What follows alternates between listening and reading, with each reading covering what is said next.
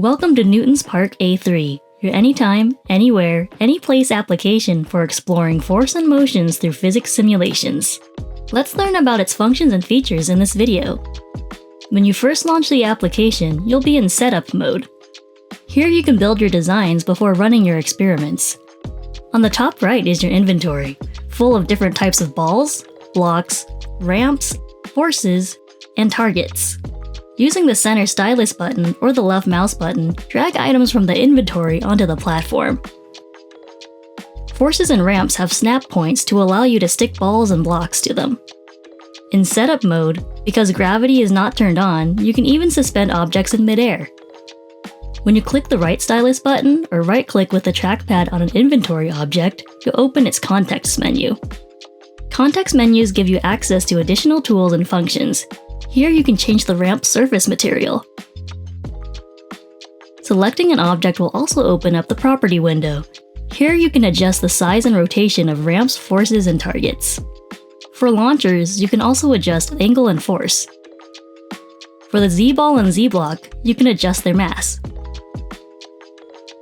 Change your experiment's gravity by selecting gravity settings. Choose what planet you'd like to run your experiment on. Or create your own custom gravity on Planet X. Now let's run the experiment. If you want to enable gravity for objects on specific ramps or forces for more targeted experimenting, select the yellow bumpers. To enable gravity for everything in the scene, press play. Notice how the objects on ramps and forces are now all affected by gravity. You can review the experiment and look at live data in review mode. In review mode, you can replay the test at full speed or even slower. You can also pause and pick a specific moment on the timeline or scrub through the timeline frame by frame with the left and right arrow keys on the keyboard. When you click on any ball or block, you'll be shown information regarding its movement at that exact point in time. It feels like you need to make changes to your design. Go back to the setup mode where you can make adjustments and then rerun the experiment. The following features are also available in our other ZSpace A3 applications.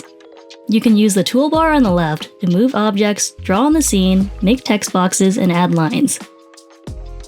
You can change your view using these tools.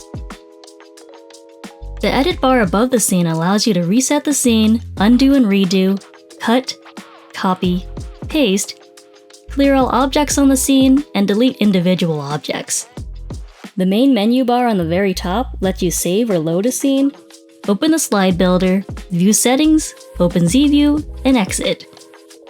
Ready to use an existing activity in Newton's Park A3? To launch an activity, open the activity gallery. Type into the search bar or filter through the various subjects. Once you have found the activity you want to use, select it to open it. Use the arrows to move through the pages of the activity. Move through the pages for more information and questions to answer. Once you're done, select the Finish flag and enter your name and class. You can save your work as a PDF or copy and paste it into another application.